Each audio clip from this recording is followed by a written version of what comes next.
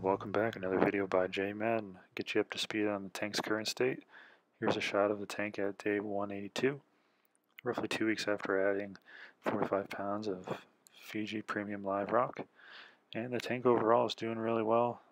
Fish seem to be doing great. Anemones haven't shown any signs of distress. However, my big Monty cap, the big red one, I did lose that one. Was able to salvage a few small frags of it, but couldn't do much else for the whole colony. But other than that, the corals seem great. They've lost a little bit of color, a little bit of browning, but I'm confident that will come back. And you will get to see that in this video because the tank isn't staying the way you see it now for long. I made some more changes to the aquascape, and with all these changes, it just seems to be right because we have the changing of the seasons. In between these videos, I've had the first snow. So with the changing seasons, we do some changing of the tank. And with the lower temperatures, I felt it was a good idea to go ahead and swap out the T5s with the metal halides on day 193. The lights have been on the tank for roughly 24 hours, and the corals and everything seem to be doing just fine. The anemones are still maintaining their bubbles, which we'll see if those change, because in the past I have seen them lose their bubbles under metal halides as opposed to T5 lighting. And I also have a pair of Vortech MP40s on the tank now. As you recall, I was running the MP10s, which were great pumps, but they're really not designed for a tank of this width and height.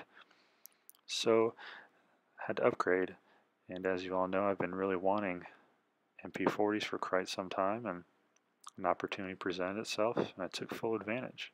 So we'll go ahead and we'll start getting into the new equipment, and then we'll roll into an update on all the corals. So here's the light fixture that I have. It's a Coralife one, running 14,000K Phoenix bulbs here, and I really like the color balance.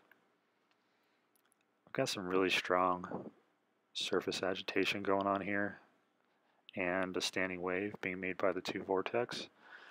It's great for gas exchange, and I'm really impressed with the volume of water that can be moved. The drivers are just the same as the MP10s.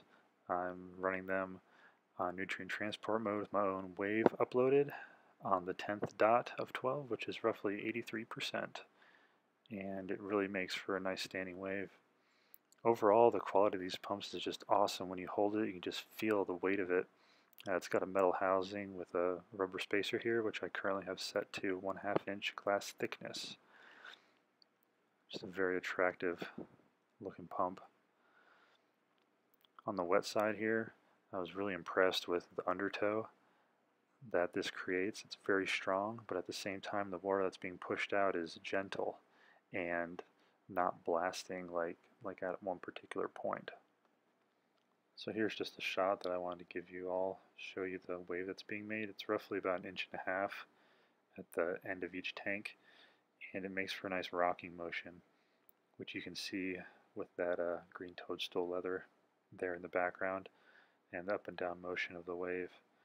You can really get a good feel for how high the wave is moving up and down by looking over here on the right side at that mag float.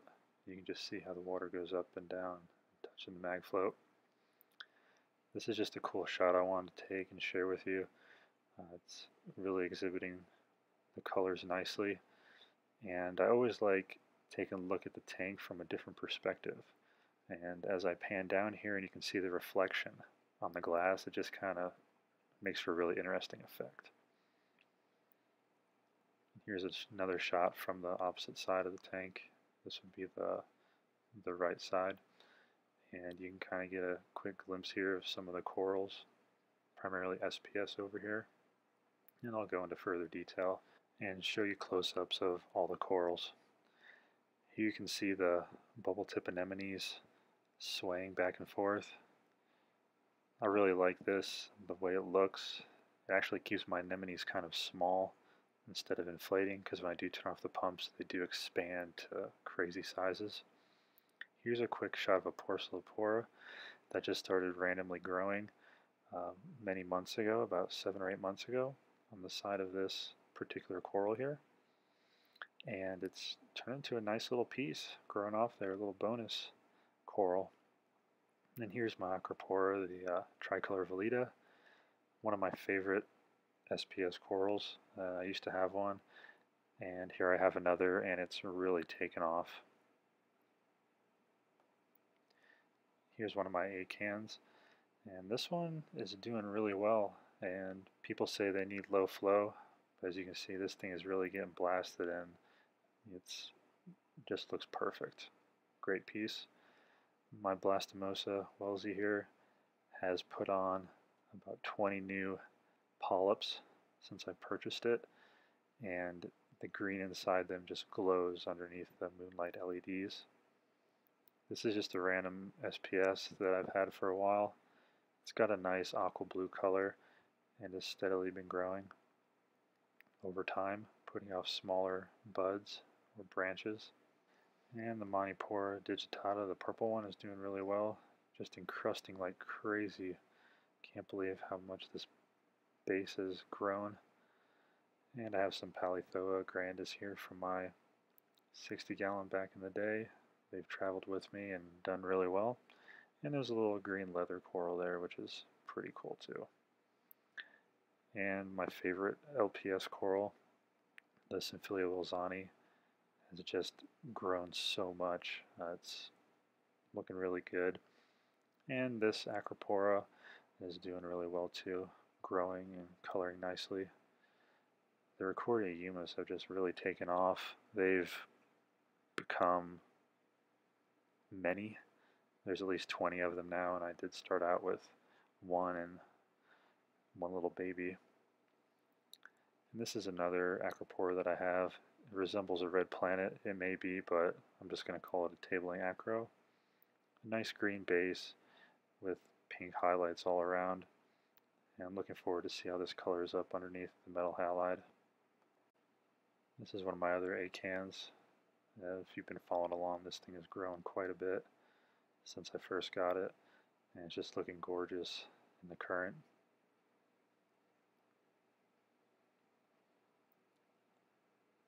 This Montipora here, it looks like a Jedi mind trick, you know, purple rim where the new growth is with red polyps with a green base. Absolutely gorgeous.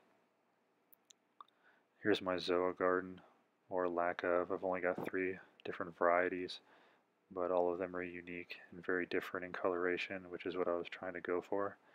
Not sure if I'll add any more Zoas, but for now these will do, and look forward to watching them spread. This is one of my other favorite corals in the tank, this Montipora. It goes by the name of Flower Pots Monty, which has a nice growth ring around it right now. It's just really taken off, settling in, with a yellow base with blue polyps, and each polyp is unique. And of course, this right here, also known as green star polyps. I've had this since my first reef tank, and this is actually a piece of my very first coral that's still with me today. Here's one of my green polyp toadstool leathers. This thing has really taken off. It's really enjoying the flow and the lighting that it's receiving.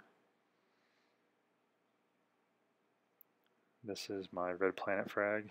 I purchased it about 6 months ago, and it's grown kind of slow, but it's been encrusting like crazy, as you can see from this picture, almost 2 inches from where the frag was inserted into the rock. This acro is starting to color back up, getting its blue tips back. I'm pretty excited about that. This Acropora humilis has a trapeziid crab living within it. I may be able to get a photo or a shot of that later on, but as for now, I'll just give you some eye candy to stare at it. Very domed digitate type growth structure of this coral. One of my favorite SPS in the tank due to its unique form.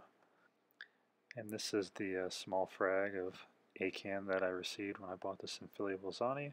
And I'm happy to say that it has 2 very mature polyps now, along with another dozen maturing juvenile polyps, if that's what you want to call them. And this millepora here I pretty much rescued this from an LFS.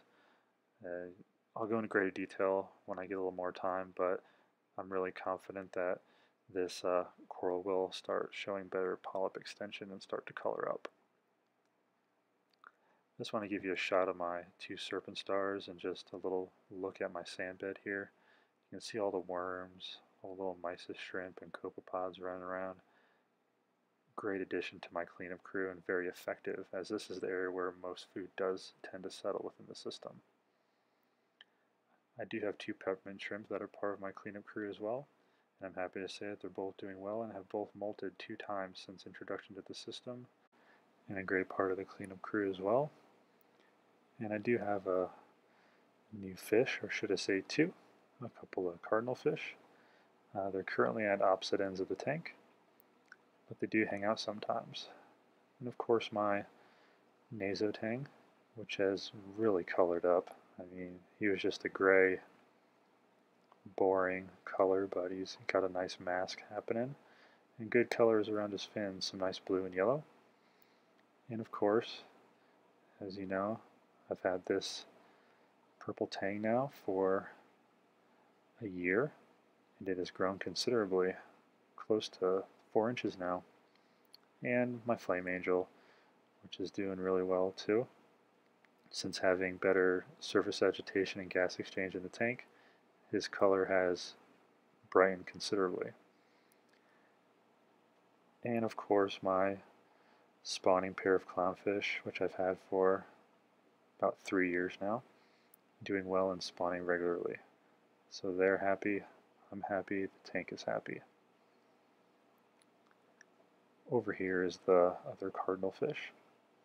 As I said before, they do hang out together most of the time, but as coincidence would have it, they aren't right now. And the purple tang again, who is definitely the boss of the tank and has some very striking colors on the Red Sea variety. That's going to go ahead and wrap up the video. All I can say is that I'm very happy with the way the tank is turning out. I'll let you enjoy the tank here for a few seconds. Thanks for watching, and happy reefing.